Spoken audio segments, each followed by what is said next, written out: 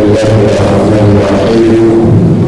Ikhwani wa akhwati billah, Bapak Ibu sekalian, muslimin wa muslimat rahimahumullah, uhayyukum tahiyatan islamiyah, tahiyatul islam khairul tahiyatin lil alamin, tahiyatul islam ya assalam, wassalamu alaikum wa rahmatullahi wa barakatuh.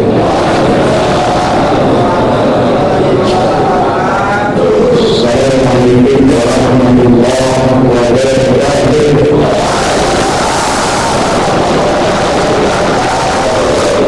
Subhanallah. Adakah perbedaan salat yang pertama dan yang kedua? Di mana letak bedanya? Kalau yang pertama jawaban salat yang mungkin lebaran. Kalau yang kedua yang akan beri. Yang pertama itu jawaban salam yang ikhlas dari hati yang paling dalam. Makanya saya ambil tak terbenar. Kalau yang kedua yang lebih tidur, lebih semangat, tapi saya sebetulnya itu sudah bercampur kengkel dan marah. Tapi subhanallah, indah betul hidup ini Bapak Ibu sekalian. Kita bisa masuk kepada yang sederhana. Betapa sungguh memang umat Islam ini dalam tanda kutip harus sedikit dipaksa. Biar semangat beragamanya itu muncul. Nah, ini contohnya tadi ada sholat dulu, pintu semua dikunci. Kuncinya dipegang sama pengurus. Insya Allah tak ada yang keluar, kira-kira. Tapi subhanallah, mau ngajinya ikhlas, mau ngajinya terpaksa, itu dua-duanya sama-sama dapat pahala. Cuma bedanya kalau ngajinya terpaksa, maka dapat pahalanya juga terpaksa. Kalau dapat pahalanya terpaksa, maka nanti juga di akhirat masuk surga terpaksa. Jadi terpaksa masuk surga. Iman Bapak Ibu, masuk surga terpaksa atau masuk neraka ikhlas? Di mana? Di mana masuk surga terpaksa atau masuk neraka ikhlas? Jadi masuk surga ikhlas. Padahal tadi pilihannya hanya dua. Selalu muncul pilihan yang ketiga. Itulah manusia. Ketika dihadapkan kepada dua pilihan yang sama-sama saling tidak menguntungkan bagi dia, maka dia akan memunculkan pilihan yang ketiga. Bapak-bapak, ibu-ibu pilih mana? Miskin sholat, kaya dan mau sholat, pilih mana? Kaya. Pilih mana? Dompet tipis, iman tebal, atau iman tebal, dompet tipis?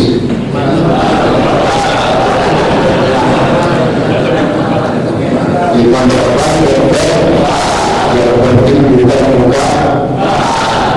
Subhanallah. Jadi masih sama dengan yang lain. Bapak Ibu yang Allah muliakan, alhamdulillah ala kulli hal, segala puji bagi Allah atas semua nikmat yang dikaruniakan kepada kita. Sampai hari ini Bapak Ibu sekalian masih Allah karuniakan kita semangat untuk istiqamah di penghujung bulan suci Ramadan ini. Ibarat pertandingan. Kalau kita mengibaratkan Ramadan ini sebagai sebuah pertandingan, menjadi sebuah keniscayaan di setiap pertandingan. Jika sudah mendekati garis finish, itu semua pembalap akan memacu dan menaikkan kecepatan yang lebih tinggi dengan tujuan bisa finish dengan sempurna di garis finish. Demikian juga dengan kita kaum muslimin di penghujung Ramadan ini, harusnya selanjutnya itu semangat ibadahnya semakin ditingkatkan. Maka ini adalah rahasia kenapa yang Ramadan itu lebih banyak Allah turunkan di penghujung Ramadan untuk memotivasi umat Islam semakin mendekati garis finish Ramadan, semakin ditingkatkan ibadahnya. Tapi ternyata setan berhasil mempengaruhi umat Islam dengan kegiatan mudik lebaran. Semua semakin mendekati akhir Ramadan, semakin terjadi peralihan besar-besaran dari dalam masjid menuju jalanan dan tempat-tempat perbelanjaan. Alhamdulillah, subhanallah. Maka kalau ada yang bilang mencari Lailatul Qadar itu salah. Lailatul Qadar itu tidak perlu dicari, karena dia bukan sesuatu yang hilang. Justru yang hilang itu sampean dari awal Ramadan tidak kelihatan di masjid. Tidak usah cari Lailatul Qadar, tidak usah berburu Lailatul Qadar. Lailatul Qadar itu haknya Allah, dan Allah tidak pernah salah untuk memberikan kepada hambanya yang dianggap pantas mendapatkannya. Maka tugas kita adalah memantaskan diri untuk mendapatkan Lailatul Qadar dengan amalan-amalan terbaik kita sepanjang bulan suci Ramadan ini. Sampai puasa kagak, ngaji tidur, mudah-mudahan Lailatul Qadar. Gak bakal ketemu, mau sampai naik menara masjid sekalipun gak bakal ketemu. Ketemu Lailatul Qadar dia. Kalau Lailatul Qadar gak bakal. Pantaskan diri kita dengan ibadah terbaik sampai akhir Ramadan. Wajib data, wajib kita berubah sempurna di dalam Ramadan itu. Bukan hanya secara lahiriah, tapi juga dalam konteks ibadah spiritual kita sempurna tanpa dicapai diperoleh oleh prinsip-prinsip yang duniawi yang tidak penting. Ini subhanallah, kalau di masjid Nurul Bahri masih terasa di Indonesia ini, masih terasa. Kalau di masjid lain kita sholat zuhur, asar, maghrib, apalagi subuh, itu sudah kayak sholat di Eropa, minoritas jamaahnya mengalami kemajuan yang sungguh sangat pesat. Ya alhamdulillah masih mayoritas kita di Nurul Bahri. Sampai lihat di tempat-tempat lain yang banyak sekarang umat Islam itu di jalanan, di masjid menggunakan.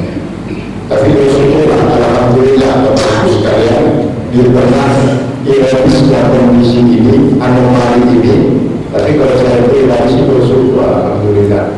Semakin banyak yang mau ke masjid, saya makin semangat. Itu artinya kemungkinan saya masuk surga semakin terbuka lebar, karena saingan berkurang. Tidak apa-apa, silakan aja. Kalau sudah disampaikan tapi juga tidak dihindarkan, maka kata Rasulullah, "Fa'illam tastadi fasna ma syi'ta." Kalau masih tidak mempan juga nasihatnya, kata Nabi, "Mohon silakan lakukan saja apa yang ingin Anda lakukan. Yang jelas sekecil apapun yang kita berbuat, Allah telah akan membuat perhitungan untuk itu semua. Man ya'mal mithqala dzarratin khairan yarah, wa man ya'mal mithqala dzarratin syarran yarah." Setelah saya dan salam kepada Rasulullah, junjungan kita Rasulullah Muhammad Abdullah sallallahu alaihi wasallam, mudah-mudahan kita istiqamah mengikuti sunnah dan ajaran beliau sampai akhir hayat kita insyaallah. Sehat dari semuanya? Sehat? Yang paling sulit dalam hidup ini adalah berlaku adil. Adil itu definisinya wal musayyin fi makanihi. Jadi adil itu meletakkan sesuatu pada tempatnya. Lawan kata adil adalah zalim. Zalim itu meletakkan sesuatu bukan pada tempatnya. Jadi kalau di masjid itu orang beribadah itu namanya adil. Tapi kalau di masjid dipakai uang, Bapak yang bilang itu namanya adil. Mau adil atau mau zalim? Gak apa-apa. Yang mau tidur silahkan, cuma ada syaratnya.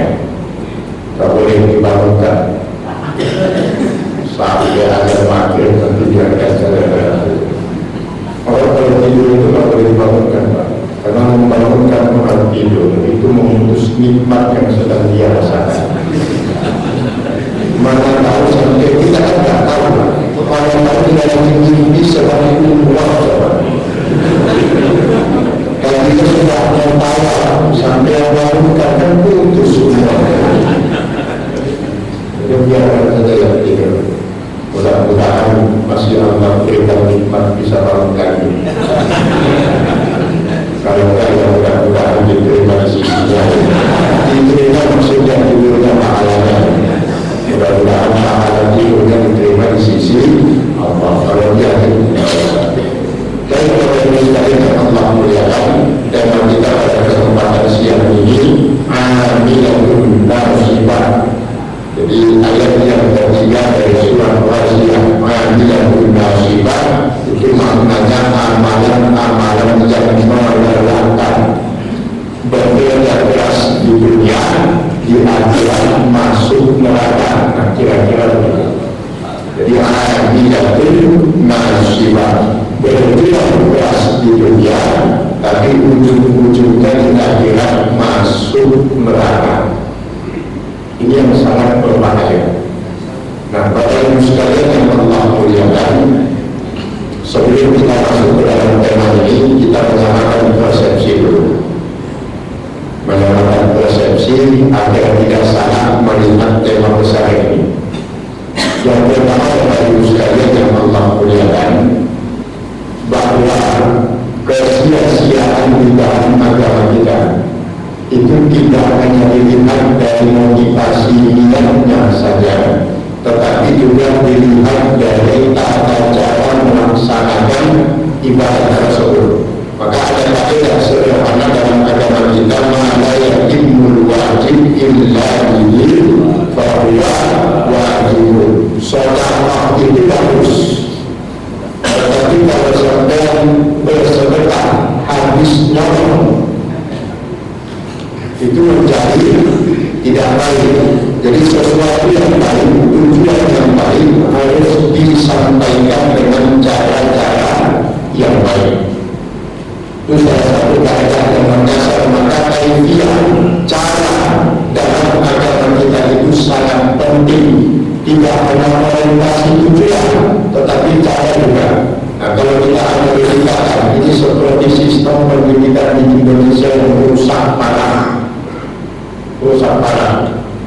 Coba Bapak Ibu lihat pendidikan di Indonesia, mulai dari tingkat yang paling rendah sampai tingkat yang paling tinggi, itu semangat dan nilai yang ingin ditanamkan adalah semangat menikmati hasil tanpa memperhatikan proses. Makanya anak-anak kita begitu masuk playgroup tamat wisuda, masuk PAUD tamat wisuda lagi, wisuda sampai S1, S2, S3 semua ada wisudanya. Pertanyaannya apa sih pentingnya wisuda itu? Ini kan secara tidak langsung mengajarkan kepada anak didiknya bahwa yang penting itu hasilnya, bukan prosesnya. Yang penting naik kelas, mau cara naik kelasnya itu curah, tidak ada urusan. Maka budaya pemimpin itu sudah punah di tengah masyarakat kita. Yang ada membentuk kelas, bukan pemimpin tapi para pas memimpin kelas. Dan pemimpin kelasnya memimpin bukan boleh dalam urusan. Itulah yang terjadi hari ini. Maka begitu selesai pendidikan, kemudian duduk dalam sebuah jabatan pemerintahan, diberikan amanah, tak mampu melaksanakan. Alhamdulillah, subhanallah. Ini adalah juga sederhana. Betapa sungguh proses itu juga sangat dipentingkan dalam agama kita, tidak hanya orientasinya kepada hasil. Nah, anak yang tidak berhasilnya dalam konteks pemahaman yang pertama, Bapak Ibu sekalian, nanti Bapak Ibu bisa validasi dalam Al-Quran surat yang ke-25 ayat yang ke-30 itu salah satu kesia-siaan sepanjang Ramadan. Lanjut, ramai, subhanallah. Kalau menjelang Lailatul Qadar itu begitu Pak, suasananya damai. Kita datang ke Lailatul Qadar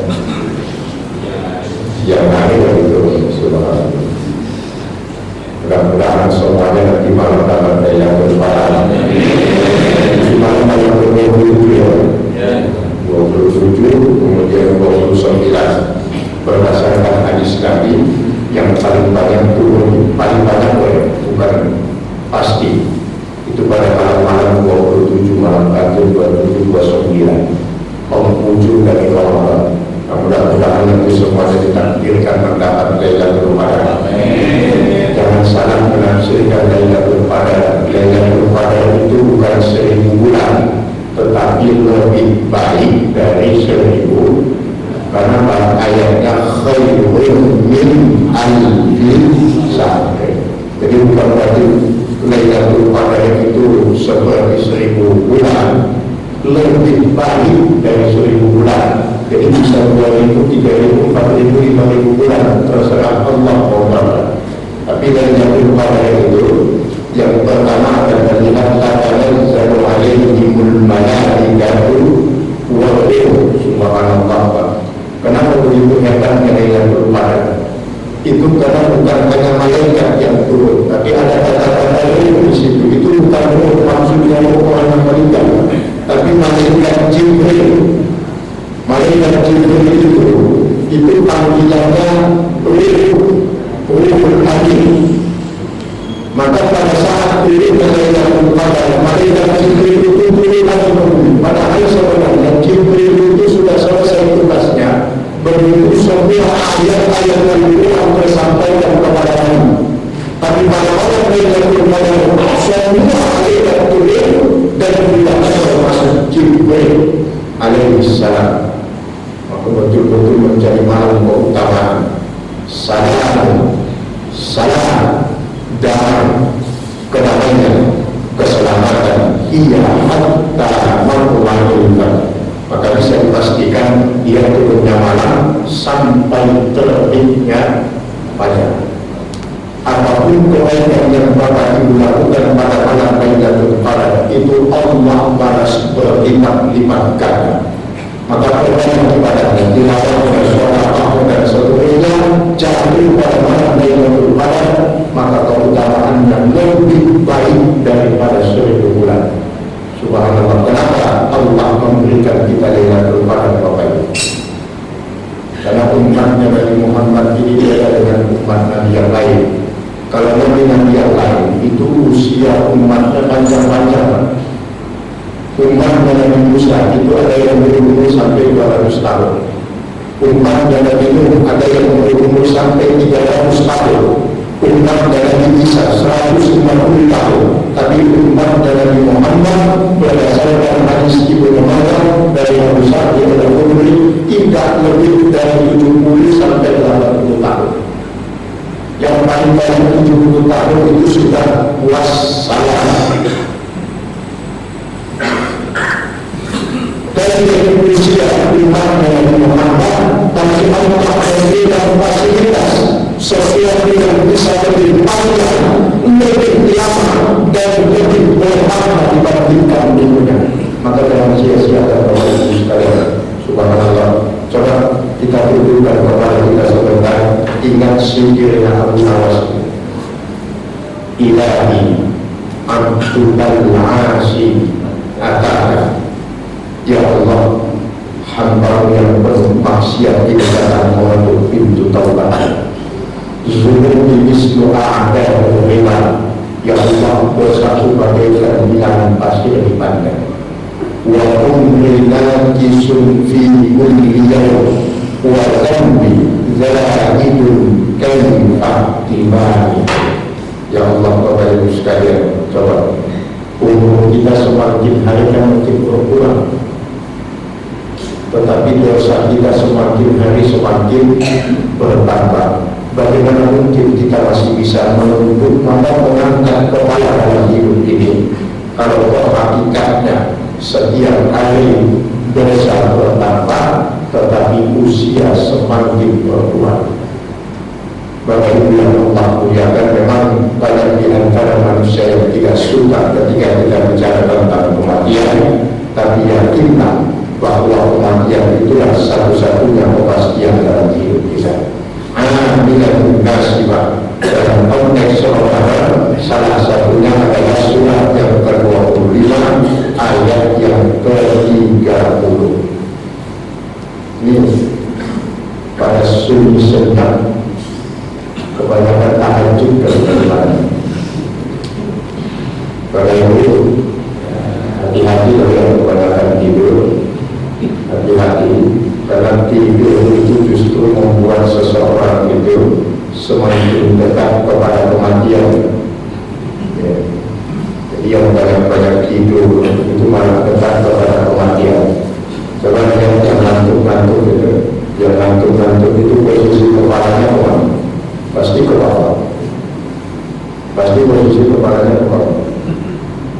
Ini gerakan alami bahwa manusia itu diciptakan dari sarang bagi tanah dan akan kembali kepada tanah. Maka semakin membungkuk, semakin merunduk, semakin cepat dia menyatu dengan tanah. Hati-hati. Iya benar. Serius, apalagi sampai mau di dalam masjid. Subhanallah. Bapak Ibu, saya waktu ini cuma nyampaikan usi penguatan sekitar Allah. Kenapa para ulama salafus saleh itu hidup yang mulia? Karena beliau itu punya prinsip yang disebut dengan al-mu'aqabah. Al-mu'aqabah itu menghukum diri sendiri sebelum Allah yang menghukum, tapi bukan mu'aqabah dalam konsep syiah, bukan. Jadi al-mu'aqabah itu contohnya apa yang dilakukan sahabat Salman Al-Farisi di dalam kitab Al-Farisi Sahabat tulisan Ibnu Hisham. Al-Farisi Sahabat itu Salman Al-Farisi suatu dari orang sholat asar. Sholat temannya sholat asar Salman Al-Farisi bukan gaya kita. Kalau kita imam dari sama dari sampai Salman Al-Farisi itu adalah yang dari masjid, imamnya sudah takbiratul ihram, itu dia mengajar. Gara-gara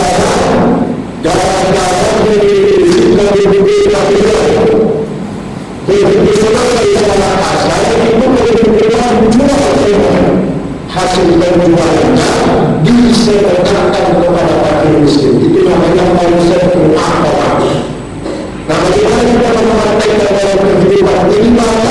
Maka kita ini tidak berlaku maksiat kepada Allah itu. Masa-masa jahiliyah kita diberikan diambil kita melihat orang kita muat-muat dari sahabat ini. Namun masih ada dua jahiliyah di dalam Allah. Memaafkan masa ini menjadi kesalahan manusia kita pada masa-masa yang lalu. Jangan main habis dipakai buat tidur. Tanggung jawabnya nanti berat di hadapan Allah. Paksa dia minum gajah pakai korek. Ya, saya kata bisa sampai tidur pakai batok kelapa yang mulia. Semuanya tidak. Saya pakai batok kelapa cepat baru baca Quran. Kita biasa kita masih banyak yang harus dipenuhi. Terlalu apa namanya? Terlalu lagi kalau kita memperturunkan nafsu yang tidur, makan. Allah sudah begitu sayang kepada kita. Bapak Ibu, kita tidak usah merasa hebat demi Allah, demi Rasulullah. Bukan kita yang hebat, bukan kita. Allah yang sayang kepada kita. Satu saja air kita dibuka oleh Allah, hancur hidup kita di dunia ini. Tidak ada yang Allah buka, Allah tutup semua kecuali kita. Macam-macam Allah tutup semuanya. Maka alhamdulillah kita masih dihargai sama Allah. Kalau sudah Allah buka, tidak ada apa-apa. Paham betul 32 tahun berpuasa di Indonesia. Cuma satu airnya dibuka oleh Allah. Turun juga. Turun. bukan kita yang hebat, tapi Allah yang sayang kepada kita. Nah, Allah sayang kepada kita, kok diri kita gak sayang sama kita, kan itu aneh. Usikum wa nafsi kita Bapak Ibu, tahun depan kita belum tentu ketemu Allah. Gak ada jaminan. Mumpung masih ada beberapa hari lagi. Ini hari Rabu, Kamis, Jumat, Sabtu. Insya Allah lebaran hari Ahad tanggal 25. Semuanya sama, gak ada perbedaan. Kalau nanti perbedaan tanggalnya doang yang beda, hakikatnya mah tetap sama. Jadi bahwasanya Syawal itu jatuh tanggal 1. Kalau ada yang sholat tanggal 10 Syawal, sholat Id, itu sesat, itu bukan.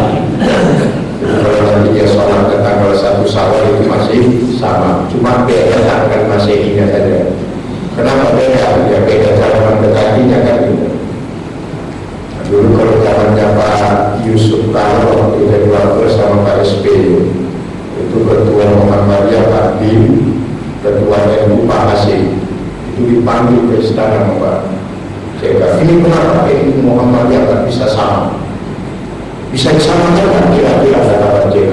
NU itu naik dikit, Muhammadiyah turun dikit. Tingginya beragam kan begitu, SNK gitu. Jadi katanya yang naik diturunkan dikit, yang turun dinaikkan dikit, biar sejajar dengan Muhammadiyah. Dan tidak bisa, karena beda metodologi, yang satu rukyah, yang satu bisa. Tidak bisa. Tapi yang terpenting itu bukan perbedaannya, menyikapi perbedaan itu yang penting. Kalau beda itu sudah biasa, dan memang harus berbeda kalau kita hidup itu. Kalau seragam bukan enak. Suami istri bukan suami enak. Ya, suami istri harus ada laki-laki, ada perempuan. Kalau laki-laki itu namanya nenek, kita namanya gaya. Itu kalau harus berbeda, yang penting perbedaan itu kalau kita untuk agama. Dua, yang pertama ikhtilaf itu masih dibolehkan. Kalau udah dikira haram hukumnya. Ikhtilaf itu adalah pendapat, tapi ada dalilnya, masing-masing punya dalil. Itu boleh, nggak apa-apa. Yang nggak boleh itu beda pendapat, yang satu pakai dalil, yang satu nggak ada dalilnya. Itu sesat, tolak, tegas. Yang satu pakai Quran hadis, yang satu pakai Quran kandung atau wajah dengan sentana nyambung. Itu kitab-kitabnya.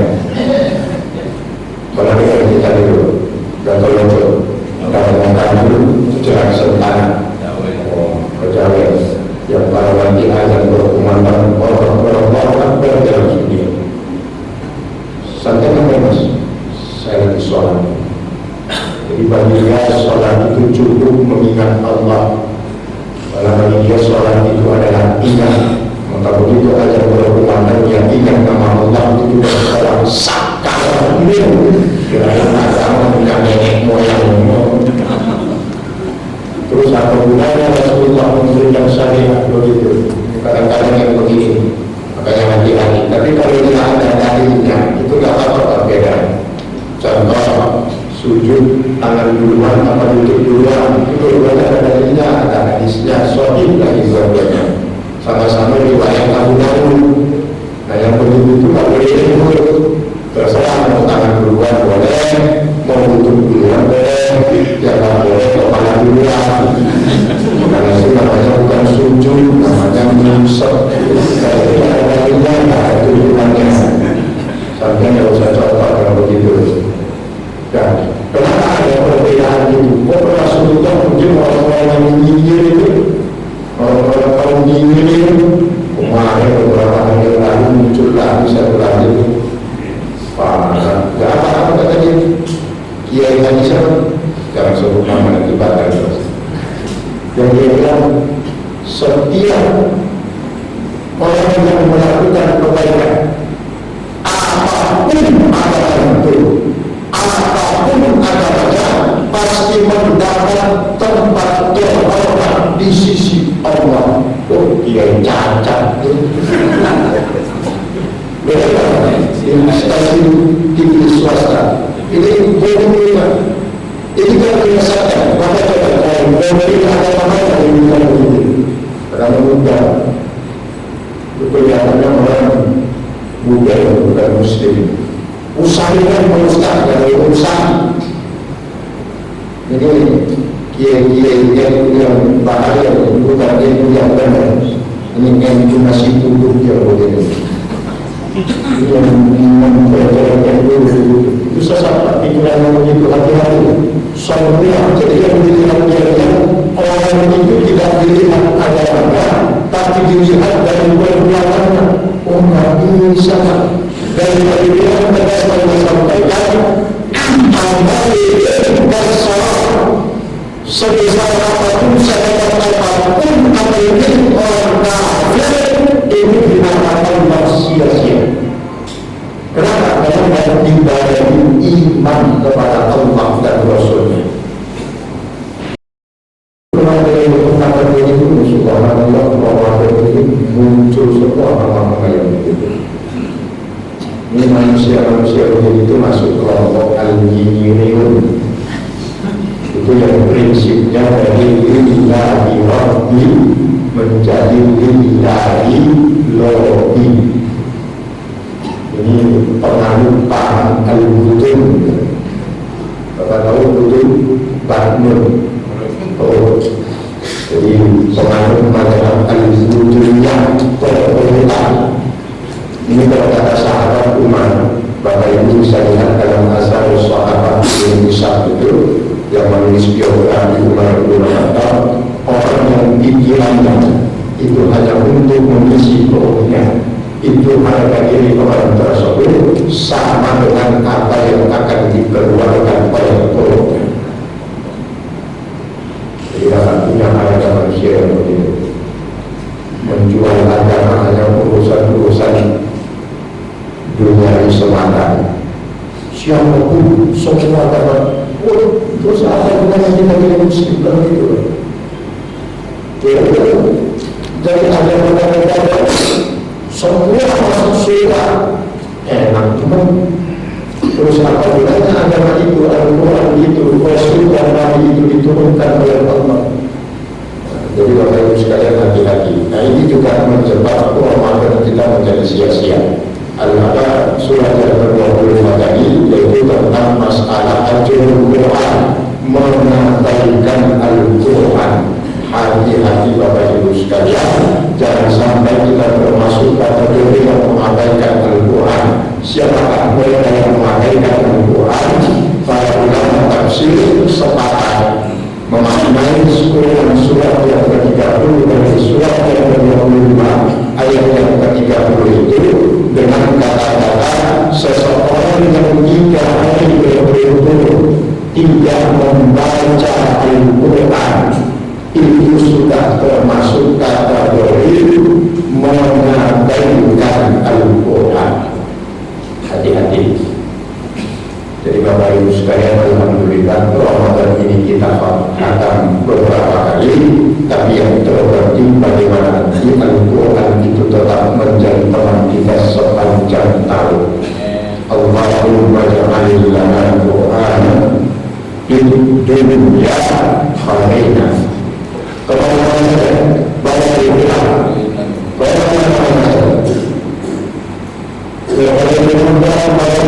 itu kan ada handphone, kan sudah canggih sekarang. Ada lagi yang berkata, "Bukan Ustaz, tapi ini ada pusat itu kan di handphone." Kenapa? Dan kita handphone yang dibawa kepada yang itu kenapa Ustaz? Sampai itu cari-cari alasan. Itu yang pada kata Tuhan habis di mana? Jadi kalau orang mandi otaknya cari dulu, kepalanya cari dulu. Yang benar itu yang masalah itu paling kepalanya bukan. Kata ini orang ini copot itu. Nah itu bukan terlalu buat lagi yang begitu. Kalau sampai malas ketika bilang atau malas pak membaca Tuhan itu kan Tuhan. Ini namanya aman dulu. Kalau yang menimpa mushaf Al-Quran di dalam handphone itu untuk berdoa, kalau pun tidak punya kesempatan tilawah, alhamdulillah Yuridullahu bikumul yusra wa la yuridullahu bikumul usra. Karena sekarang dengan demikian handphone itu dilakukan waktu manusia habis berinteraksi dengan handphone. Kali ada handphone uang berjam-jam.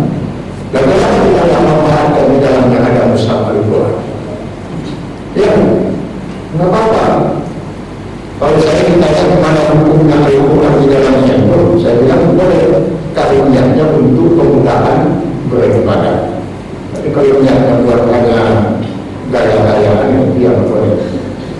Jadi Bapak Ibu sekalian memperbaiki interaksi kita dengan Al-Quran ini penting karena sarana komunikasi kita langsung dengan Allah itu hanya dua.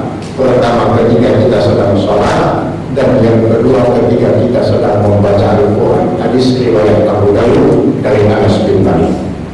Clear, jelas. Jadi ketika kita membaca Al-Quran itu kita sedang ngobrol langsung dengan Allah. Karena yang kita baca itu adalah ayat-ayat Allah. Maka setelah Ramadan ini nanti Al-Qurannya jangan disimpan. Kalau selalu kita bawa kemanapun, dimanapun dan kapanpun, Al-Quran itu harus menjadi teman setia kita. Bukan handphone. Al-Quran bawa kemana-mana, bawa Al-Quran. Walaupun ada yang kedua terakhir 5 menit tadi. Nanti Bapak Ibu lihat dalam Quran surat Fussilat ayat 6 sampai 7. Fussilat namanya. Kita potong saja akhir ayat 6, kita gabung dengan awal ayat 7. Di sana ada ayat wa wailul lil musyrikin alladzina la yu'tuna zakata ila akhir ayat. Ini yang perlu kita ingatkan, musim berbalansi kita Allah. Bapak Ibu sekalian, janganlah orang yang mensekutukan Allah. Siapakah yang orang di sini? Alladzina la yu'tuna zakata, mereka tidak menunaikan dan menunaikan zakatnya, biasanya sama dengan mensekutukan Allah Subhanahu wa ta'ala. Subhanallah. Hati-hati Bapak Ibu sekalian. Zakat itu bukan sebuah kebanggaan, tapi keharusan. Nah, maka saya titip pesan kepada ahli zakat di Masjid Nurul Bahri. Itu berdasarkan At-Taurat 103. Nanti boleh buka At-Taurat 103. Itu ada kata-kata khudh min amwalihim, perkataan Allah. Di awalnya ayat itu dengan kata-kata khudh itu tadi perintah. Dari kata perintah al-khawda yang khudh artinya apa? Ambil masa. Khudh min amwalihim sadaqatan bitaqlid yang zakir. Maka nanti kita mengambil Bapak Ibu yang belum bayar zakat, kalau ditunaikan salah. Bapak Ibu sekalian, kami memberikan 51 dan 24 jam. Jika dalam waktu 1 dan 24 jam Bapak Ibu tidak membayarkan zakatnya, maka kami akan meminta dan membuka Bapak Ibu sekalian. Itu At-Taurat 103 pakai mencari. Mungkin kalau punya perintah dan tidak pakai prinsip, saya akan surat sekalian. Kenapa? Ini jadi pelajaran yang paling mendasar umat Islam hari ini Bapak Ibu sekalian. Kita tidak tahu dan berikan kaitan alamiah. Jangan sampai umat Islam itu mengemis di negara berpendirian mayoritas Muslim. Itu mengemis banyak di pinggir jalan, membangun masjid yang minta-minta di tengah jalan. Emang banyak orang kaya di Indonesia yang akan dengan Islam. Saya kasihan bukan sama panitianya, sama malaikat kasihan. Bapak yang masukin ke situ itu sekitar dulu. Yang masukin 1 juta. Dan bukan malaikat bingung, Pak. Bingung mereka masuk surga. Non-Muslim mengikuti semangat menyumbang masjid. Makanya banyak masjid yang gak berletak sekarang itu gede masjidnya pada jamaah. Mungkin awalnya salah satunya begitu. Yang memang tengah jalan sana kan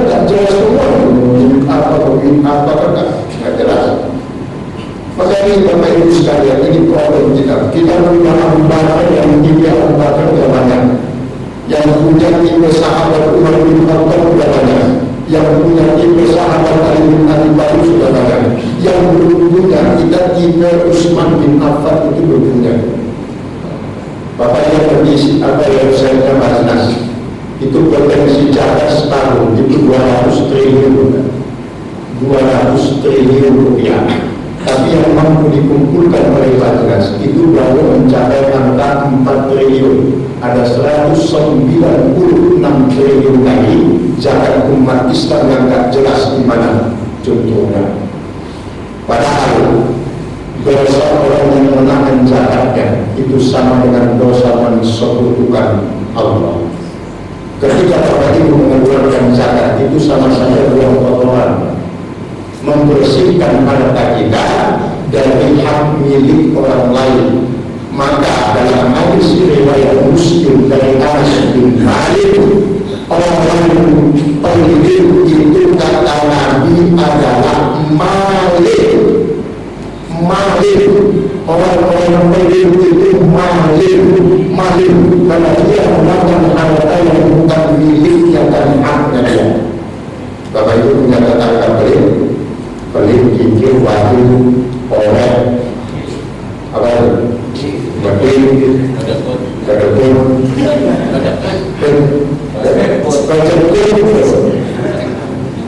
itu mali, yang pelit itu mali. Maka kalau punya tetangga yang pelit itu tak mau sedekah, tak mau infak, sambil pelit dan dosanya jadi ambil dia mana? Kira-kira mali. Ada mali nggak? Wah. Kalau di sini maka ada maling. Kita tes ya kita tes. Kalau Bapak di dompetnya sekarang ada uang 110.000 rupiah, itu kira-kira kalau kotak amal lewat yang mana yang masuk?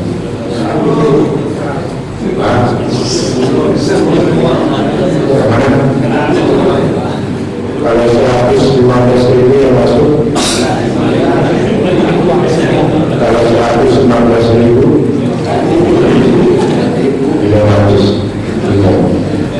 ini mau dimasukkan yang kecil nanti takut dibilang maling, masukkan yang gede tidak. Bapak Ibu sekalian pasti nanti ujung-ujungnya perlu selamat. Ustaz, sedekah itu tak perlu banyak, yang penting kita ikhlas. Itu macam dulu yang konvensional. Yang terbaru sekarang urus sedekah itu tidak perlu sedikit, yang penting ikhlas. Itu sedekah yang baru. Yang perlu sedikit, yang penting ikhlas. Bapak Ibu yang Allah muliakan, maka agar Ramadan kita tahun ini tidak sia-sia, perbaiki hubungan kita dengan apa yang telah Allah karuniakan dalam kehidupan kita ini. Tunaikan zakat, jangan sampai kelupaan untuk mempersiapkan mungkin duniawi. Zakat itu sebagai bekal untuk mungkin ukhrawi. Jangan lupa, karena sebelumnya hari kita masing-masing akan mungkin keakhiran. Tergantung waktu dan tempat yang sudah Allah tentukan. Saya mengikuti ada pokoknya di mana baiknya. Mau bapak-bapak dunia saya belakang yang bapak-bapak, atau saya belakang bapak-bapak dunia yang bapak-bapak. Terserah kemana yang diinginkan, bapak-bapak. Jadi alhamdulillah untuk kematian itu tidak berdasarkan abjad ya. Berdasarkan abjad, kasihan yang namanya diawali dengan huruf J. Tidak ada yang urus itu masih.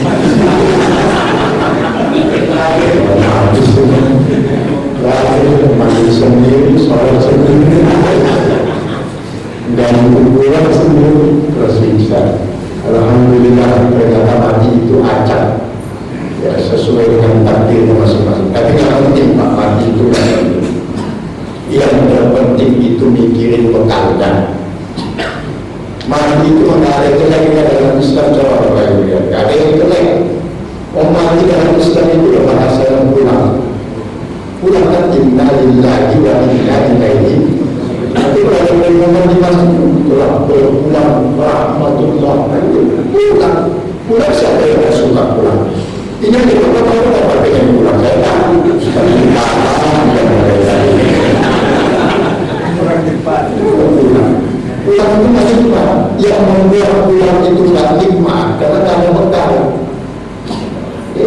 itu kenapa begitu jihad dong ini, subhanallah. Itu kan karena apa namanya, dia merasa cukup berkarya, mau ditunjukkan ke kampung halamannya. Jadi kebutuhan manusia yang paling mendasar itu adalah prestise, rasa bangga, pengen dihormati gitu. Makanya kalau hidup luar biasa. Jihad apa orang yang mungkin orang panjang memang suara benar-benar jihad bisa dihintar oleh dia. Jihad di Cipayu bisa ditol. Jihad di jalan Allah, di jalan raya dari mana jihadnya? Subhanallah, ya tidak kuasa.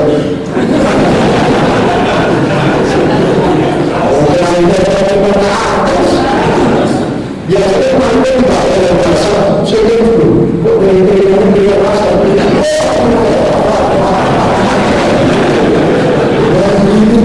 nanti sampai bisa betul, namun tidak sampai tidak kuasa hingga orang pada sungguh hati makan ya Allah ini memperbaiki Tuhan Allah itu Ramadan siku capan siku capek yang mintakan lepas yang dikejar gak dapat ujung-ujungnya gak dapat yang begitu capek sampai kampung halaman gak dapat lo sama salah gak usah koyok kalau kata orang Jawa yang mulai orang yang kocok baik Bapak Ibu sekalian tidak mau tapi kita tetap doakan mudah-mudahan teman-teman jamaah Nurul Bakri dengan pertapalan nanti yang akan silaturahim sebelum Ramadan kita doakan mudah-mudahan selamat sampai tujuan dan kembali berkumpul lagi setelah Lebaran nanti dalam keadaan sehat walafiat. Kita akan semuanya insyaallah dijaga hati-hati di dalam perjalanan, mudah-mudahan jangan sampai mengorbankan Ramadan kita. Usahakan untuk puasa walaupun tidak kuat ya, kalau bisa sudah dekat-dekat hari apa saja dilakukan insyaallah subhanahu wa ta'ala. Allah yang kita panjang semua dalam tangan ibadah sehat walafiat. Jangan lupa Bapak Ibu, demi ujung Ramadan ini kita memberikan THR kepada kedua orang tua kita. THR yang bukan harta, khususnya yang telah mendahului dan sudah wafat. Jangan lupa untuk memohonkan ampun atas segala dosa dan kesalahan ayah ibu kita yang telah tiada kepada Allah. Mudah-mudahan diampuni dan dimaafkan segala dosa dan kesalahan beliau, dan Allah tempatkan orang tua kita di tempat yang sebaik-baiknya di sisinya. Untuk orang tua kita yang masih ada di kalangan, mudah-mudahan Allah karuniakan umur panjang, sehat walafiat, dan kelak pada waktunya Allah wafatkan dalam keadaan husnul khatimah. Ala dunia wa kulli niyatin salihah. Al-Fatihah.